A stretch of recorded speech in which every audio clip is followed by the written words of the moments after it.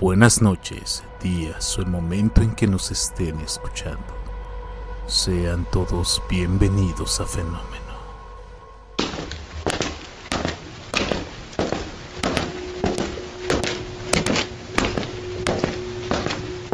Fenómeno.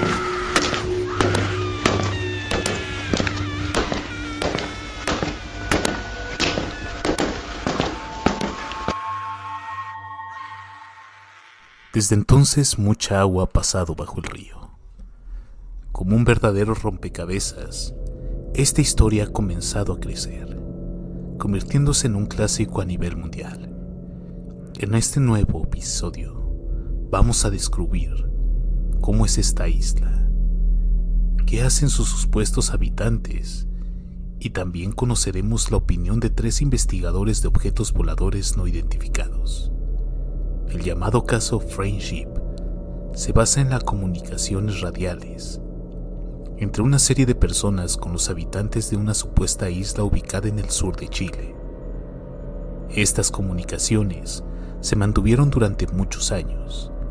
En ellas se hablaba de los temas más variados: medicina, física, psicología, entre muchas otras. De aquel contacto radiales de los años 70 ya casi no queda nada. Los protagonistas de las historias, la familia Ortiz, perdió las comunicaciones, pese a que aseguran recibir mensajes de la isla a través de otras personas que seguían en contacto. Hoy este caso se reabre a partir de una nueva aparición en televisión de Octavio Ortiz y la invitación que el Comité de Estudios de Foráneos Aéreos Anómalos efectuara a los protagonistas de este caso para dictar una conferencia en el marco de las reuniones anuales abiertas que estos organismos dependientes de la Dirección General de Aeronáutica realizan todos los meses. La expectativa era grande.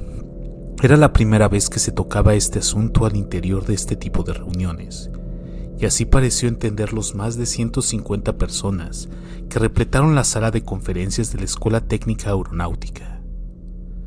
Ernesto de la Fuente y Octavio Ortiz, juntos por primera vez, contarían su historia. Eran muchas cosas que los estaban en la sala solo habían escuchado de terceros, en reuniones informales o a través de ciertos rumores. Por ello, al escuchar de boca de propios protagonistas, era una experiencia única. Octavio Ortiz fue el primero en intervenir y contar cómo llegó a formar parte de este misterio absoluto. Comerciante de profesión, por cuestiones familiares había adquirido un radio de 11 metros para sus comunicaciones. Es así como logra tomar contacto una gran cantidad de personas. Por cuestiones que define como del destino, tomamos contacto con estos señores, que primero pensamos que se trataban de religiosos o mormones, por su forma de hablar. Durante mucho tiempo tuvimos comunicaciones con ellos, pero hablamos de muchos temas y nunca se nos ocurrió vincularlos con los seres extraterrestres. Y hasta el día de hoy, yo no tengo la certeza que se traten de extraterrestres, señaló Ortiz. Estos personajes decían tener una isla en el sur de Austria de Chile. Su único contacto con la isla era un yate en el que transportaban maquinaria, y la gente que viajaba de visita a la isla, incluso a nosotros nos invitaron varias veces. Pero yo tuve miedo. No sabía qué iba a encontrar allí, precisó. En momento Octavio Ortiz se emocionaba al hablar de esta experiencia que cambió la vida de toda su familia. Como familia, el contacto con The Friendship fue muy enriquecedor. Fueron conversaciones que nos sirvieron para entender muchas de las cosas que nos pasaban como familia. Uno de los protagonistas más polémicos de esta historia es sin duda Ernesto de la Fuente, un ingeniero civil mecánico de la Universidad de Concepción, que en 1983 aseguró haber tomado contacto con unos misteriosos personajes que vivían en una isla en el sur austral. Más tarde él sabría que se trataba de unos misteriosos personajes de una congregación llamada Friendship. Por esos años, De la Fuente adquirió una estación de radio de 11 metros, con la que trataba de salir del aislamiento en el que se encontraba. Como él mismo lo señaló, este hecho logró cambiar por completo su vida. Entre múltiples contactos con personas de diferentes partes de la isla, aparecieron unos misteriosos personajes que decían permanecer a una congregación religiosa llamada Friendship. Ellos habrían adquirido una isla en el archipiélago de los Chonos. Este tipo de conversaciones se volvió muy habitual durante la tarde. Muchas de ellas se prolongaban incluso más de 2 horas. En estos verdaderos coloquios participaban otros radioaficionados chilenos, además de algunos investigadores de otras partes del mundo. Es así como Ernesto de la Fuente inició su relación con estos misteriosos personajes. La soledad y el mal tiempo de esa zona le llevaban a permanecer una gran cantidad de horas frente a la radio. Como lo señalamos en los números anteriores en los que hemos abordado este asunto, los Friendship utilizaban un yate del nombre Mitulus II para realizar sus labores que requerían de una comunicación con la civilización. Un funcionario del Servicio Agrícola y Ganadero llamado Alfonso Schubach aseguró al programa OVNI de TV número 1 que conocía una embarcación con ese nombre y que permaneció en dicha institución. Su característica era ser buena para la navegación. Ese testigo señaló que fue rematada el año de 1975 y vendida a unos señores italianos. En una de esas oportunidades, De la Fuente tiene la oportunidad de conocer a los supuestos habitantes de Friendship. Fue el primer contacto con ellos. Según la descripción que él mismo hace, su edad fluctuaba entre los 35 y 55 años. Su cabello sería rubio oscuro, ojos claros, y su piel era algo tostada. Su altura superaba con creces la del chileno promedio. Lo que más llamaba la atención era la paz que irradiaba de su presencia. Durante el tiempo en que trabajó para los Friendship, su labor consistía en recibir a familiares y personas que eran invitadas a la isla. En su vehículo, Ernesto los llevaba hasta el pequeño puerto desde donde eran recogidos por Mitulus II. Para el profesor e investigador del fenómeno OVNI, Ernesto Escobar, este caso encierra muchas cuestiones que se deben de estudiar. Elementos que son sumamente complejos. Algunos relacionados al caso como un fenómeno extraterrestre, otros lo ven como un centro de alta investigación científica a cargo de terrícolas. Los que tienen a su vez contacto con los otros hablan de un grupo nazi evasido en el sur de nuestro país e incluso plantean que Hitler murió allí. Muchos contactados sostienen que ahí residen los hermanos mayores, otros sostienen que son los anticristos. Uno de los aspectos que más llama la atención de Ernesto Escobar es el hecho de que pese a que el caso ya se conoce por varios años, aún se desconoce su ubicación exacta. Lo que personalmente no me encaja es que si son entidades extraterrestres, es que se supone que estas entidades son de una tecnología que está fuera del alcance de nuestro conocimiento. Y así ellos adquieren elementos para confeccionar equipos de comunicación, computadoras y otros elementos contrastados con la tecnología que muestran. Es algo que no calza. La existencia de un grupo de altos científicos que estén trabajando para desarrollar nueva tecnología, porque ningún gobierno lo ha reconocido, afirmó Escobar. A su vez, investigador nacional Camilo Valdivieso cree que la existencia de la isla podría tener una vinculación nazi. Es el caso de la migración después de la Segunda Guerra Mundial, de muchos altos jerarcas de la Alemania nazi, los cuales encontraron cabida en las mágicas zonas de la Patagonia, tanto chilenas como argentinas. Es interesante rescatar la verdadera intención que yacía en las mentes de los propios de esta campaña que esparció sangre en toda Europa. Y es que su esencia era netamente esotérica, incluso con proyectos que trascienden el pensamiento más complejo.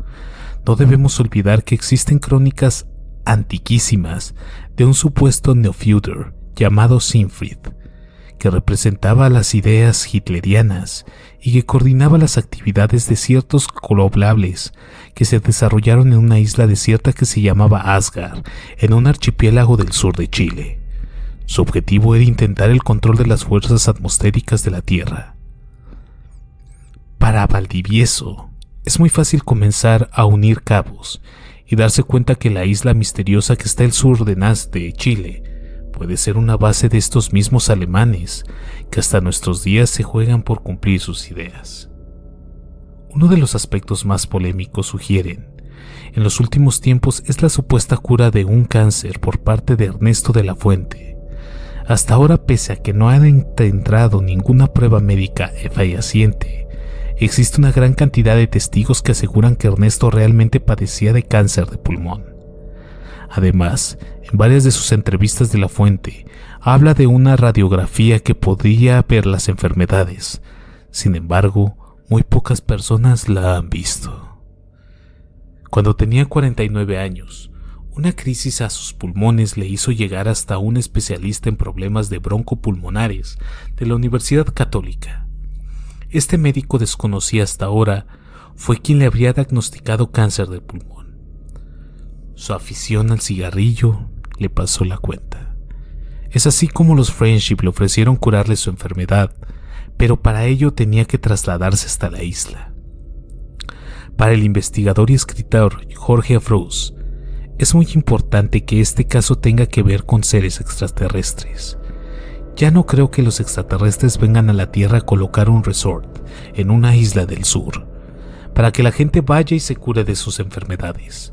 No creo que un fenómeno esté afectando a un grupo de manera selectiva. El fenómeno han demostrado ser un fenómeno planetario que traspasa todos los niveles culturales y todos los niveles sociales. Cabe recordar que pese a los esfuerzos realizados por diferentes medios, no ha sido posible llegar a la ubicación de la isla. Esa es una de las principales dudas planteadas por quienes argumentan que la historia es falsa.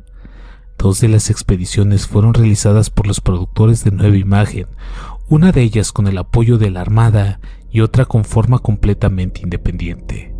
En ninguna de ellas se logró llegar hasta la coordenada indicada. En ninguna se logró llegar.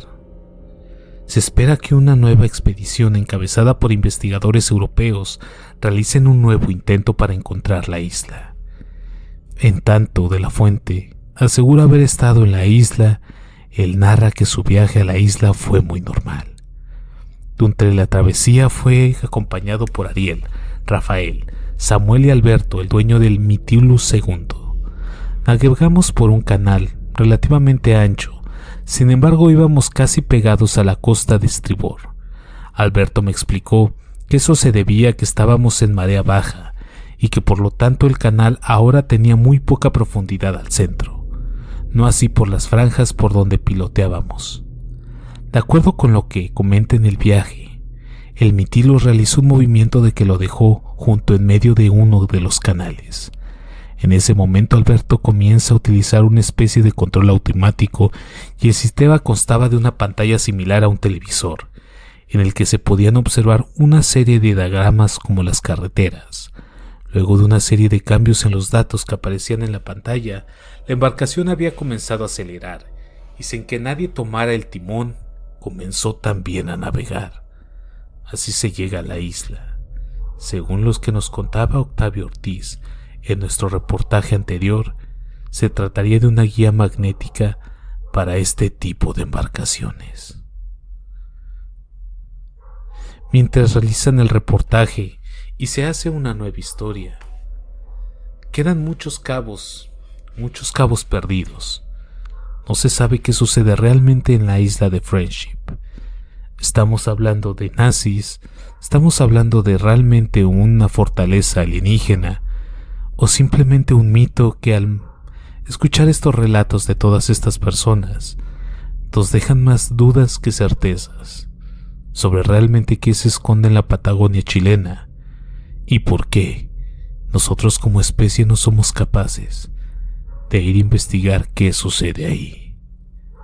Por el momento me despido, sino antes mencionarles que no olviden seguirnos en nuestras redes sociales: Instagram /elfenómeno.fm, Facebook como Fenómeno y en YouTube como Fenómeno.podcast.